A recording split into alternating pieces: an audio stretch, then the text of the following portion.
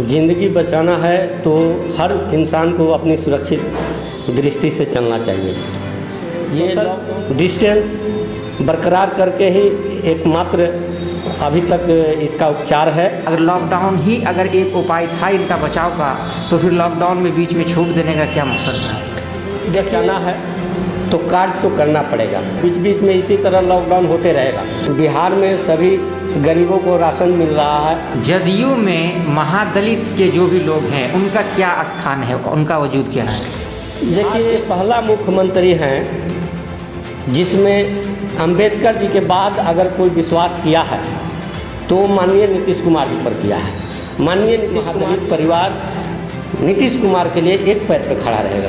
नहीं, ये बात आप गलत बोल रहे हैं। पहले जो सरकार थी उस समय हम लोग घर में सोते थे और बाढ़ आती थी या घर बहकर चला जाता था। वो स्थिति अभी पूरे बिहार में 243 सीट पर है। विशेषकर कोढ़ा मेरा सुरक्षित क्षेत्र है और हम सुरक्षित समुदाय से आते हैं, तो इसीलिए विशेषकर वहाँ हम बहुत ज़्यादा काम कर रहे हैं। अगर मिलेगा कि आपको लड़ना है तो हम पीछे नहीं हटेंगे, हम कोढ़ा विधानसभा से लड़ेंगे।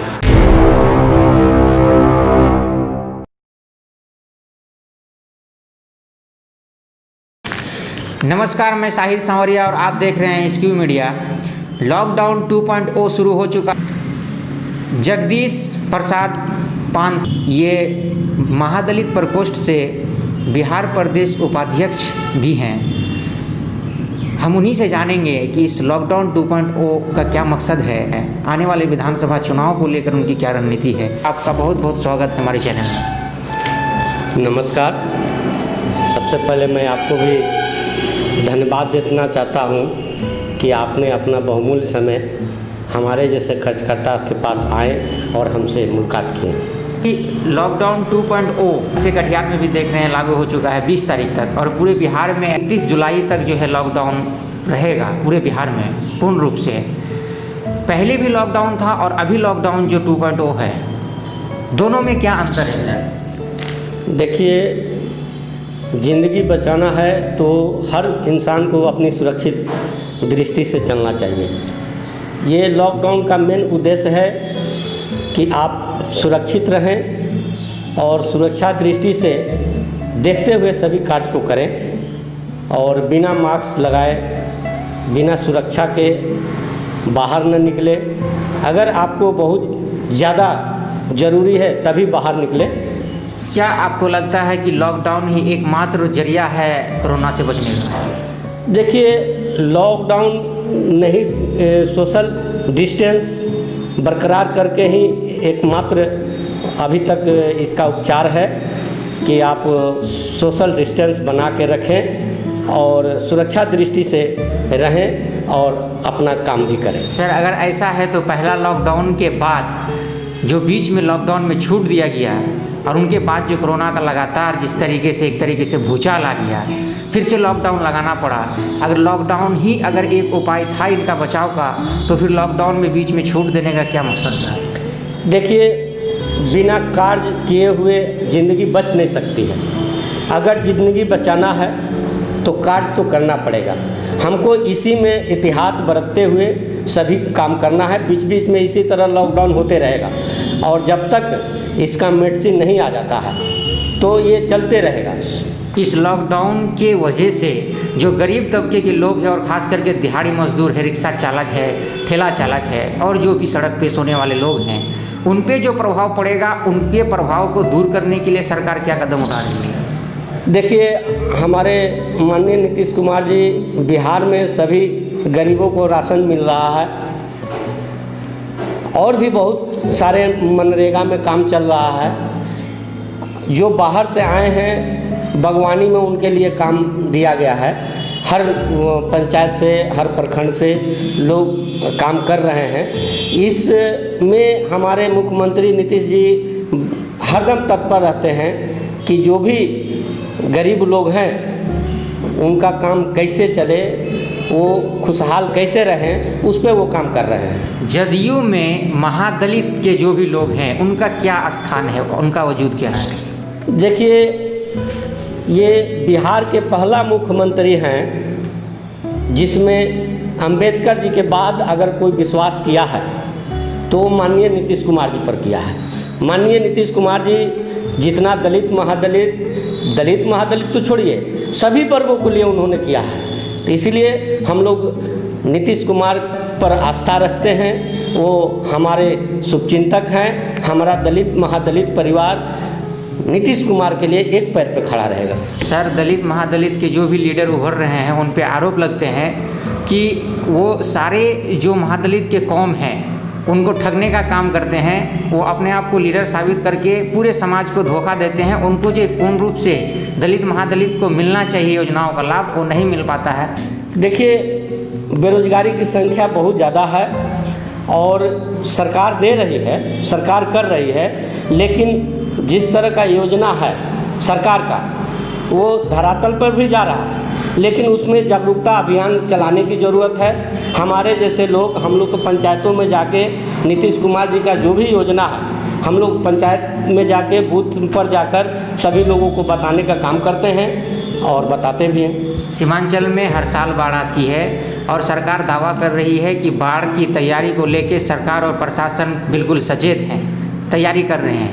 लेकिन जब हम बाढ़ का जो एरिया है वहाँ पे जाते हैं और आम पब्लिक से पूछते हैं और वहाँ के हालात जो देखते हैं, ऐसा नहीं लगता है कि सरकार और प्रशासन कहीं दिखते हैं। वहाँ पे तैयारी बिल्कुल जीरो लगता है। नहीं, ये बात आप गलत बोल रहे हैं। सरकार इस बाढ़ के ई में बहुत दिनों से काम कर रही है, आज नहीं। बाढ़ के आने से बाढ़ के समय से पहले से वो पत्थर गिराना और बांध पर मरम्मत करना, ये सब काम आज से 6 महीना पहले से हो रहा है।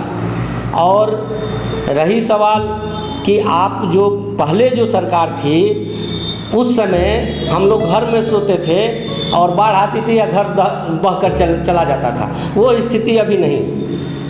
इसलिए सरकार इस पर तत्पर है और माननीय नीतीश कुमार जी आज से नहीं 6 महीने पहले से बाढ़ पे काम चल रहा है। तो कह रहे हैं कि तैयारी कर रही है, हर साल बाढ़ आती है, एक अस्थायी समाधान कब मिलेगा लोगों को? देखिए, आपदा पर किसी का रोक नहीं है। अगर आपदा आती है तो वो प्रकृति का चीज़ है, लेकिन पहले ये ज़रूर कह सकते हैं कि पहले से अभी बेहतर है।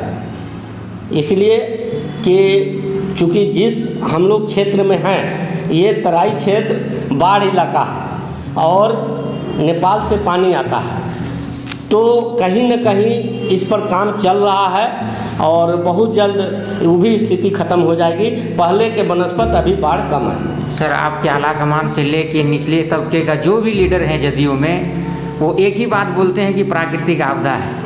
कभी तो इनसे हट के बात कीजिए और इनका एक अस्थायी समाधान ढूंढने की कोशिश कीजिए।